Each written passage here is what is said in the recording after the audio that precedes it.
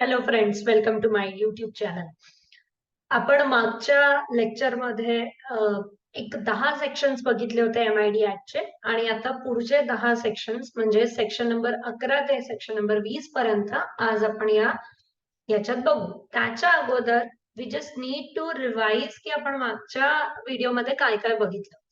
तर section number 3 मध्ये establishment आणि इन्कॉर्पोरेशन बघितलं की कसं MIDC फॉर्म झालं, मग कॉन्स्टिट्यूशन, त्याचे मेंबर्स कोण कोण असतात, त्यांना डिस्क्वालिफिकेशन कसं होतं, टर्म्स ऑफ ऑफिस काय असतं, कुठे मीटिंग होते, सिजेशन ऑफ मेंबरशिप कसं होतं, मग वॅकन्सी झाली तर काय करणार, कसं फील होतं आणि टेम्पररी अब्सेंस म्हणजे व्हाईस चेअरमॅन किंवा चेअरमॅन अब्सेंट असेल तर काय करावं लागतं. सो अशा प्रकारे बेसिक कॉन्स्टिट्यूशन आपण मागच्या व्हिडिओमध्ये बघितलं होतं. जर अजूनही तुम्ही तो व्हिडिओ बघितला नसेल तर वरती एक लिंक आहे, त्याच्यावर तो व्हिडिओ लिंक आहे, त्याच्यावर तुम्ही क्लिक करून तो व्हिडिओ बघू शकता. सो बिफोर स्टार्टिंग आपण काही MCQs घेऊ ह्या 10 याच्यावर आणि मग पुढे जाऊ. What is the year of formation of a separate MIDC म्हणजे महाराष्ट्र इंडस्ट्रियल डेव्हलपमेंट कॉर्पोरेशन कोणत्या वर्षी फॉर्म झालं. सो बघा, याच्यात कन्फ्युजन आहे की MIDC ऍक्ट 1961 ला आलं, पण त्याचं सँक्शनिंग 1962 ला झालेलं. ठीक आहे. सो जेव्हा MIDC फॉर्म झाली, सेपरेट कॉर्पोरेशन फॉर्म झालं, तो दिवस होता 1 ऑक्टोबर 1962.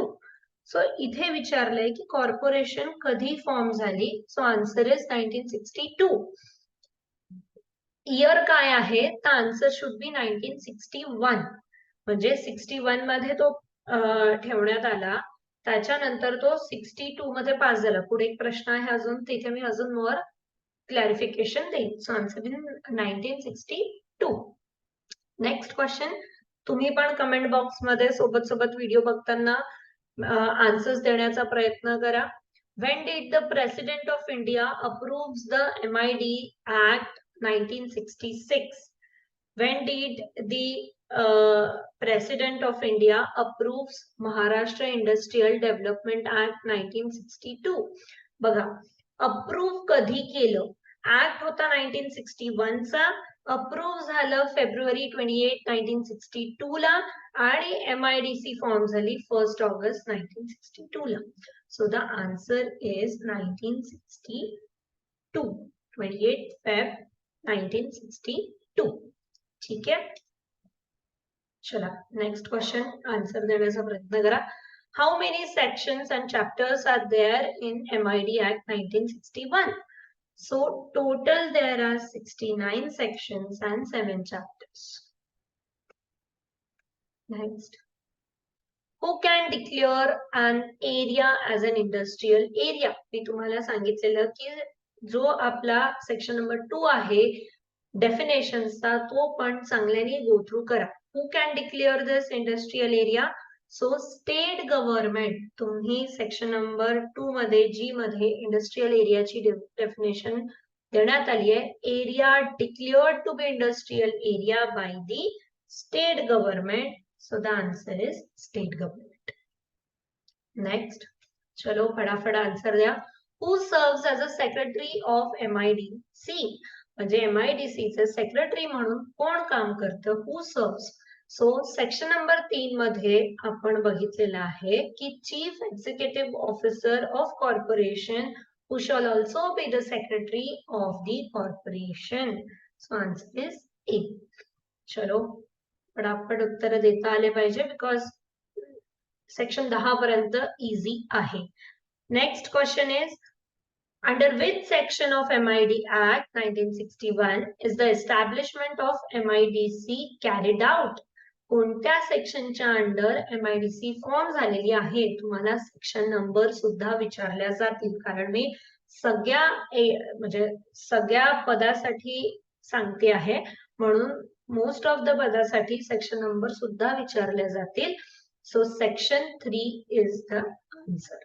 चलो आता आपण आपल्या पुढच्या लेक्चरला सुरू करू. आपण बघितलं 10 पर्यंत आपण काय बघितलं. नाव तर सेक्शन नंबर 11 मध्ये काय सांगितलेलं आहे, proceeding presume to be valid and the goods. म्हणजे काय की कोणत्याही कारणास्तव कोणत्या एखाद्या मेंबरचं डिस्क्वालिफिकेशन झालं, अनसाउंड असेल म्हणून डिस्क्वालिफिकेशन झालं किंवा त्याला त्याच्या पदावरनं काढण्यात आलं, पण त्यांनी ज्या टाइम मध्ये काम केलं आहे त्या टाइम मध्ये कोणते डिसिजन घेतले असेल तर ते व्हॅलिडेट होतं. It is presume to be good. त्याला तुम्ही कॅन्सल नाही करतायत. It is validate any act. ठीक आहे. नेक्स्ट याच्यावर हमखास प्रश्न असतील. Section number 12 officers and servants of the corporation. बघा, स्टेट गव्हर्नमेंट मध्ये स्टेट गव्हर्नमेंट काय करेल की एक सीईओ, चीफ एक्झिक्युटिव्ह ऑफिसर, एक किंवा एकापेक्षा जास्त डेप्युटी चीफ ऑफिसर आणि एक चीफ अकाउंट ऑफिसर असं नेमण्यात येईल. बघा इथे एक चार्ट मध्ये सुद्धा तुम्हाला दिसत आहे की एक म्हणजे एक चीफ ऑफिसर आणि one or more according to the need, one or more deputy chief officer and chief account officer. या सगळ्यांना जर कोणत्या म्हणजे सबऑर्डिनेट्स किंवा सर्वंट्स किंवा ऑफिसर लागत असेल तर ते नेमणूक म्हणजे त्यांची नेमणूक करता येईल. जी काही सॅलरी आहे ती पे जे काही प्रिस्क्राईब केलेलं आहे त्याच्यानुसार करावं लागतं आणि अदर सर्वंटचं रेग्युलेशन्स आहेत त्याच्यानुसार त्यांची सॅलरीज होईल. Next is section number 13 corporation to observe certain staff. म्हणजे बघा, MIDC फॉर्म होण्या अगोदर BID होतं, बोर्ड ऑफ इंडस्ट्री. तेव्हा जे काही स्टाफ होते तेव्हाचे स्टाफ MIDC मध्ये त्यांना समावेश करून घ्यायचा आणि ऍक्ट नुसार रेग्युलेशन नुसार त्यांचं पे करायचं. Next which is very very important, section number 14 आणि 15 हे दोन्ही खूप इम्पॉर्टंट आहे, फंक्शन्स आणि पॉवर. सो चॅप्टर नंबर 3 सुरू झाले आपलं, functions and power of corporation. त्याच्यात सेक्शन नंबर 14 इज फंक्शन. काय फंक्शन आहे की जो कोणत्या म्हणजे स्टेट गव्हर्नमेंटने जे काही इंडस्ट्रियल एरिया डिमार्केट केलेले आहेत त्याचं promote and assist rapidly and orderly establishment आणि ग्रोथ. त्याच्यानंतर मॅनेज दॅट इंडस्ट्रियल इस्टेट आणि ज्या वेगवेगळ्या स्कीम्स आहेत jointly with other corporate body किंवा इन्स्टिट्यूशन, हा सगळ्या घडून आणणं. This is the function of corporation. Now what is the power? See, खूप कन्फ्युजन होतं पॉवर आणि फंक्शन मध्ये. सो एक एक फंक्शन्स आणि पॉवर चांगले नीट. Next is section number 15 general powers of corporation. कोणत्याही प्रॉपर्टीला अक्वायर करणं, सेल करणं, लीजवर देणं, एक्सचेंज करणं, त्याच्यावर काही बिल्डिंग्स उभारणं, त्यांना काही कॉमन फॅसिलिटीज देणं, त्याच्यानंतर काही म्हणजे हायर करणं, सेल करणं, म्हणजे तिथल्या एम्प्लॉईसाठी हाऊसिंग बांधणं. These are the powers of the corporation. Factory, sheds, parts of the building असेल तर त्या पर्सनला ते सगळं अवेलेबल करून देणं. These are the powers of the corporation. ठीक आहे. आय होप सगळ्यांना पॉवर्स आणि फंक्शन्स मध्ये डिफरन्स कळला असेल. Next is section number 16 authentication of orders and documents of corporation. याच्यावरही प्रश्न येऊ शकतो की कोणतेही ऑर्डर्स किंवा डिसिजन असेल कॉर्पोरेशनच्या, त्या डॉक्युमेंट्स वर एक सीईओ ची सिग्नेचर हवी. चीफ एक्झिक्युटिव्ह ऑफिसरचं कोणत्याही गोष्टीला ऑथेंटिकेशन साठी चीफ एक्झिक्युटिव्ह ऑफिसरची सिग्नेचर हवी आहे किंवा any other person prescribe by the corporation on behalf of him. So हा प्रश्न एक्सपेक्टेड क्वेश्चन्स मध्ये असू शकतो.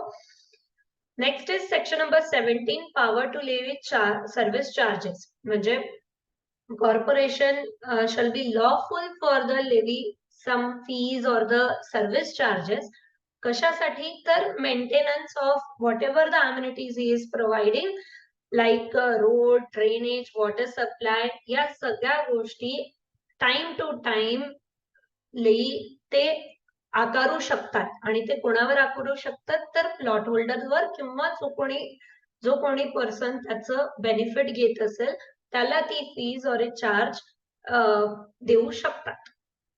Section number 18 direction by the state government. बघा, हा सेक्शन तुम्ही MRTP मध्ये पण बघितला असेल की जर कॉर्पोरेट म्हणजे स्टेट गव्हर्नमेंटला असं वाटत असेल दे कॅन जनरल और काही स्पेशल डिरेक्शन्स देऊ शकतात टू द कॉर्पोरेशन.